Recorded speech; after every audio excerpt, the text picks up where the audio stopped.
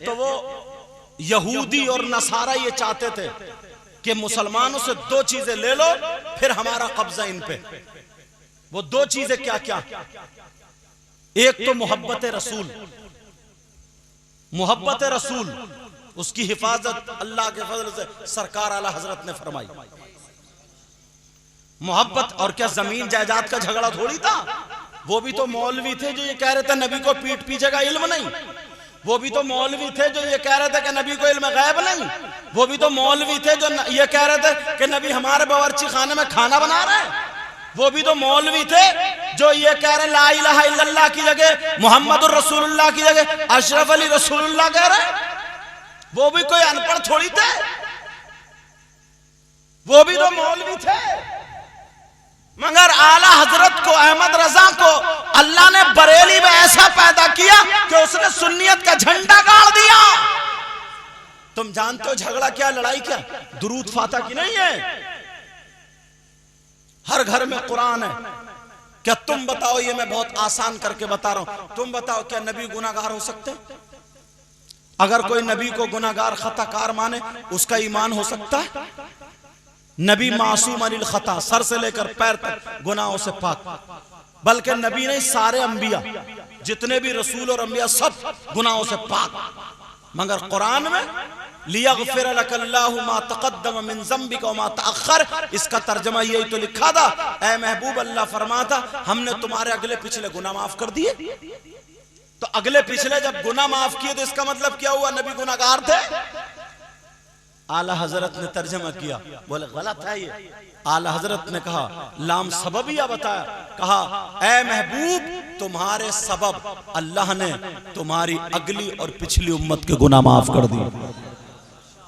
ये झगड़ा था।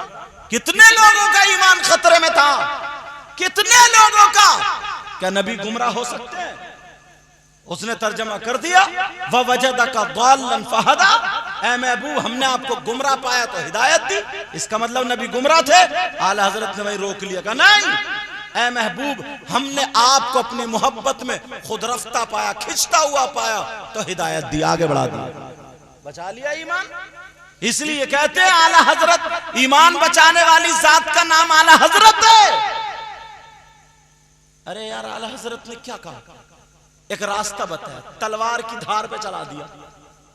आला हजरत ने यही, अब अगर मैं चोर के खिलाफ तकरीर करूं तो कोई चोर ये क्या उसने मेरे खिलाफ तकरीर करी है, मैं शराबी के खिलाफ तो चोर को शराबी को कोई नहीं कह रहा, मुझे सब कह रहा। आला हजरत ने ये कहा अगर कोई शरीयत के खिलाफ चले वो पीर हो पीर, और वो औरतों से मुसाफा करे बेपर्दा, औरतों से पांव दबाए, औरतों को बेपर्दा सामने बिठाल के मुरीद करे, ऐसे पीर की बैत जायज नहीं नहीं नहीं। अब उसको कोई नहीं पकड़ता जो ऐसा कर रहा। आला हजरत ने फतवा लगा दिया। आला हजरत ने वही बात बताई जो शरीयत इस्लामिया में, उन्हें पकड़ो कि तुम ऐसे गंदे क्यों। आला हजरत ने कहा कि साहब अगर कोई इमाम हुसैन पाक की या किसी की मोहब्बत ये कि मोहब्बत में ढोल बजाए या कोई ऐसा काम करे उल्टा पुल्टा, आला हजरत ने कहा शरीयत के खिलाफ अगर कोई काम है तो वो मोहब्बत नहीं है, वो दुश्मनी है। शरीयत के खिलाफ, शरीयत के दायरे में रह करके मोहब्बत के काम जायज है। अब क्या खिलाफ, क्या गलत किया हजरत ने? आला हजरत ने बचाया है, बचाया। मगर हम हैं, बात आगे निकल गई, माफ करना। और मुझे तुम्हारे यहाँ के हालात में हिंदुस्तान को सामने रख के बोल रहा हूं। पता नहीं मुझे यहाँ के, मुझे तो अभी सब पता नहीं कौन कौन कमेटी वाले से ज्यादा मुलाकात भी नहीं। वो हजरत कौन से, क्या नाम है, मौलाना जफरुद्दीन साहब, हाँ मौलाना जुनैद है, समझे, इनके जरिए तारीख हुई। बहरहाल मैं हाजिर हूँ, माफ करना अगर किसी भाई को मेरी बात बुरी लगे, दिल पे लग जाए। सही बता रहा हूँ, मैं तुम्हारा दुश्मन नहीं हूँ यार, मैं तुम्हारा दुश्मन नहीं। मैं ये चाहता हूं कि बुराइयां हमारे समाज से निकल के खत्म हो जाए। खुद बताओ यार, जब हम अपनी कौम को टॉर्चर करने लगे, यार फरिश्ते थोड़ी हैं, इमाम से भी कहीं ना कहीं गलती हो सकती है, भूल, वो भी तो इंसान है यार। कोई ना कोई गलती हो सकती है। तुम बुजुर्ग हो बेटा, बात नहीं, तुम बुजुर्ग हो यार, सोचो तुम्हारी उम्र में उसकी उम्र में फर्क है। वो अगर चारपाई पे से उतरेगा तो कूद के उतरेगा, तुम अगर उतरोगे तो कर्राते हुए उतरोगे। अब तुम कहो इमाम कूदा फिर रहा है हिरन की तरह, कोई बात हो गई है? उसकी एक उम्र होती है यार, वो घर को भी जा सकता है, वो मोटरसाइकिल पे भी बैठ सकता है, नमाज पढ़ाई जल्दी से निकल के चला, मोटरसाइकिल बैठ के चला। तुम्हें खुश होना चाहिए यार, हमारी कौम का बच्चा बड़ा फुर्तीला, दोनों काम कर रहा है। तुम्हें खुश होना चाहिए और तसल्ली देना चाहिए। अगर कोई गलती हो जाए किसी तरीके से तो इस अंदाज में समझाओ, इस अंदाज में कि दीन का काम ना रुके। मस्जिद में अगर कुत्ता घुस जाए तो ये हुक्म नहीं है कि मस्जिद ढा दो, कुत्ते को निकालो और धो दो। नाक पे अगर गू लग जाए तो ये मकसद नहीं नाक काटो, धो दो। इमाम हसन हुसैन के सामने एक बुजुर्ग थे, बूढ़े थे, तो वो वुजू गलत बना रहे थे। ये भी तो कह सकते हैं, वो सोचते मैं तो सैयद हूं आले रसूल, बुड्ढे वुजू गलत बना रहा, तुम्हें तमीज नहीं होगा, बुड्ढे हो गए। ऐसा कुछ नहीं कहा उन्होंने। कहा चाचा मियां गए, अस्सलाम वालेकुम। वालेकुम सलाम बेटा, अरे नबी के नवासे आ गए। कहा जी। कहा चाचा मियां हम दोनों भाई हैं, हम दोनों वुजू बनाएंगे। एक भाई ये जो है ऐसा वुजू बनाएंगे जैसे हमारे नाना ने बनाया था, और एक ऐसा बनाएंगे कि जैसे नाना ने नहीं बनाया था। तुम फैसला कर देना किसका वुजू सही है। तो उन्होंने पहले ही दिल में ठान लिया किसका सही बताना। बोले नाना की तरह कौन बनाएगा, बोले ये। तो उन्होंने ऐसा वुजू बनाया जो वुजू बनाने का तरीका, और दूसरे ने ऐसा वुजू बनाया जैसे उन चचा मियां ने बनाया था। बोले अब बताओ किसका अच्छा है। बोले साहब इनका अच्छा है जिन्होंने अपने नाना की तरह वुजू बनाया। और दिल में बोले भले से मैं पकड़ा नहीं गया, और क्या पता था तुम्हारे लिए हो रहा है। इस्लाह का तरीका तो देखो यार, कितना प्यारा तरीका। मदरसे के बच्चे अगर पढ़ रहे हैं, या मस्जिद का इमाम अगर गुजर जाए और मदरसे के बच्चे सलाम ना करे ना, तो बाज बाज बूढ़े के तन बदन में आग लग जाती, आग। इसने सलाम की, तुम्हारे बच्चे घर में घुस रहे हैं, तुम्हें सलाम कर रहे हैं, कितनी मर्तबा सलाम कर रहे हैं। उसके सीने में कुरान है, उसके 24 घंटे में मदरसे में पढ़ाने वाला आदमी मैं जानता हूं। सुबह को 4-5 बजे डंडा लेकर उठाते हैं हम लोग फजर में, फिर उसके बाद सबक होता फजर से लेकर 7 बजे तक, 7 बजे से 8 बजे तक उसे दांत मांजने का, वुजू बनाने का, हाजत से फारिग होने का वक्त दिया था, चाय वाय पी उसने जल्दी, फिर 8 बजे से पढ़ाई शुरू, 12:30 बजे तक पढ़ाई। पूछो ये मदरसे में मंजर इस्लाम में पढ़ने, 12:30 बजे से फिर जोहर तक छुट्टी है, उसमें खाना खाएंगे, खाना खा के फिर जोहर के बाद समझे असर तक, असर से मगरिब तक अगर कोई गेंद खेलने लगे बच्चे या कहीं भाग दौड़ने लगे, बात बात के पेट में पढ़ाई कर, खेल ले खेल, फिर मगरिब बाद पढ़ाई, फिर वो 24 घंटे में 2 घंटे खेल है वो। और तुम्हारे बच्चे 24 घंटे में 2 घंटे नहीं पढ़े, घर में आग लगा दो। आज तक कहा तुमने, आज तक सोचा तुमने? वो गरीब का बच्चा पढ़ने आ गया, जवान बच्चा था, वो भी तो 500 रुपए की मजदूरी कर सकता था। तुम्हारा बच्चा घर में गाली दे, मोबाइल चलाता रहे, पट पड़ा रहे, कुछ भी नहीं, तुम्हें सलाम करे ना करे। मदरसे का बच्चा अगर सलाम ना करे, तन बदन में आग लग गई, निकल के गया तो कारी साहब से लड़ पड़े। इससे ये पूछो, इस बच्चे ने सलाम नहीं किया तो बच्चा था, तू तो चच्चा था, तू सलाम कर लेता तो मर जाता क्या? और अगर मर भी जाता तो कितनी अच्छी मौत आती। सोचने की बात है। माफ करना, जुमले कर्रे बोल रहा हूं, उस नजरिए से देखो जिस नजरिए से मैं देख रहा हूं। मजार शरीफ पे जाते हो, मौका मिला चौखट चूम लेते हो, चूमते हो नहीं चूमते हो? बोलो। कुरान शरीफ की रहल है उसे चूम लेते हो, कुरान शरीफ के ऊपर जो कपड़ा है उसे चूमते हो। एक कपड़ा मामूली से मामूली 20 रुपए मीटर, 25 रुपए मीटर, कुरान शरीफ उसके अंदर रख दो, जुजदान बना दो, और एक 500 रुपए मीटर किसी भाई की पैंट कोट बनवा दो, 1 महीना वो उसके अंदर रहे, कुरान शरीफ उसके अंदर रहे। कुरान शरीफ का तुम्हें कपड़ा दूं, नहीं चूमोगे क्या? सब चूमेंगे। जबकि मामूली कपड़ा और 500 रुपए मीटर की जो पैंट पहने चूमने दूं, चूमोगे क्या? थूकोगे। अब कहोगे मैं ये कहूं ये तो क्वालिटी वाला 500 रुपए में, कीमत देखो, कहोगे नहीं, यहां ईमान का मैटर है, यहां इश्क का मैटर है। ये कपड़ा मामूली नहीं, इसके अंदर कुरान रखा गया। यहां पे नजरिया क्यों बदल जाता? इस इमाम के सीने में कुरान नहीं है क्या? इस आलिम के सीने में कुरान नहीं है क्या? इस हाफिज के सीने में कुरान नहीं है? ये कुरान की पेटी है, रहल है, जुज़दान है।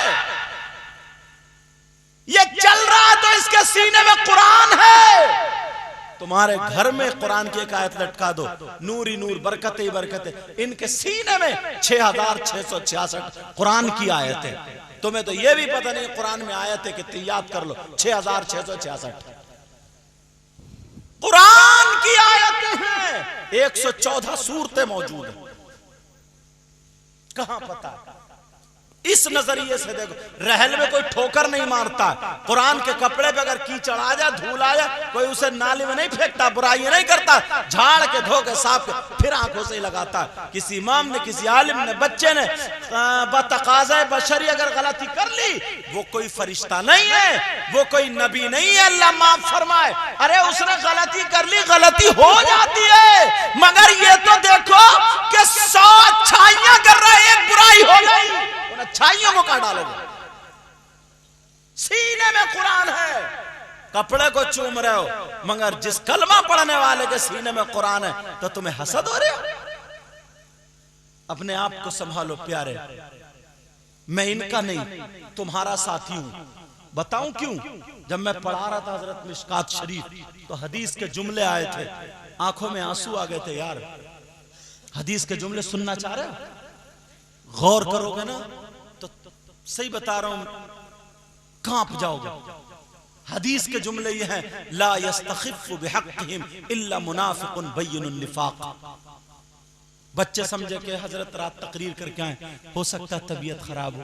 कहने लगे हुजूर कल पढ़ा दियो अगर तबीयत। मैंने कहा नहीं बेटा पढ़ाऊंगा, अल्हम्दुलिल्लाह तबीयत ठीक है। हदीस गहराई में चला गया। कहा क्या? ला यस्तखिफ़ु बिहक़्क़िहिम, और नबी जिसको जो कह दें वो वही तो होगा।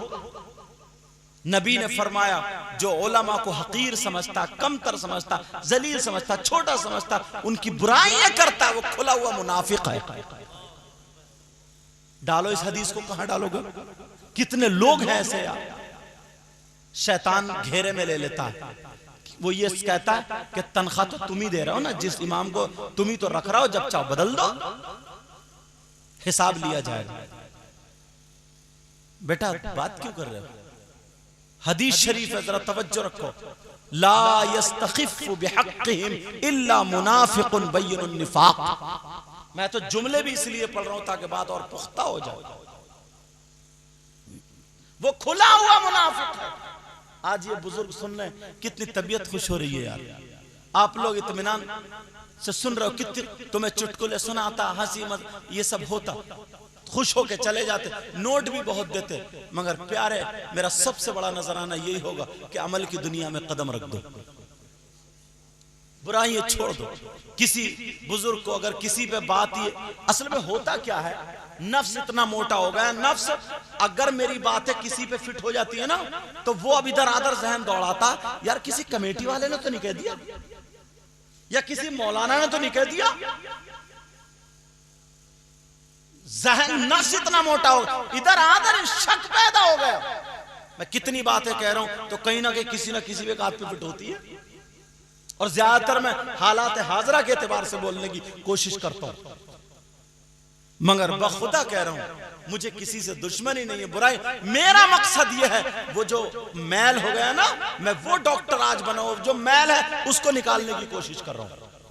थोड़ी देर तकलीफ तो होगी, हाथ पांव तो मारोगे, मगर अगर मैल निकल गया ना, सुकून से सोगे, कब्र में नींद अच्छी आएगी। और अगर ये पकता रहा ना, ये पकता रहा, मैल बनता रहा, पकता रहा, सो नहीं पाओगे, सो नहीं पाओगे, कब्र में नींद नहीं आएगी। क्यों नहीं आएगी जानते हो? एक बिच्छू अगर काट ले तो पूरी रात नींद नहीं। 2 इंच का बिच्छू होता है, अपने यहाँ ईंटों वगैरह में दीवार में, ज्यादा से ज्यादा उसके पर बाल जो मूछो चोथी निकाल, 3 इंच का मान लो, 3 इतने बड़ा होता है ना, 3 इंच का बिच्छू अगर काट ले तो इंजेक्शन लगवाने पहुंचते हो। कोई हजरत होते हैं उनसे फुगवाने पूछ, रात भर सोने नहीं देता, और नबी फरमाते हैं, आका फरमाते हैं, कब्र का जो बिच्छू है, अगर वो एक मर्तबा डंक मार दे, एक मर्तबा जहर चढ़ा दे, तो एक दिन नहीं, 2 दिन नहीं, 1 साल नहीं, 2 साल नहीं, नबी फरमाते 70,000 साल तक दिन ब दिन उसका जहर ऊपर को चढ़ता चला जाएगा। कैसे सोगे कब्र में, कैसे नींद आएगी? मगर कुछ लोग इतने हट धर्म हो गए, इतने बेबाक हो गए, सीधे बोल देते शैतान ने इतना कब्जा कर लिया, सीधे बोल, मौलाना लोग हैं तो बोलते रहते हैं, जो होगा देखा जा, क्या देखेगा, है हिम्मत? नबी का फरमान है, अगर कब्र का एक सांप निकल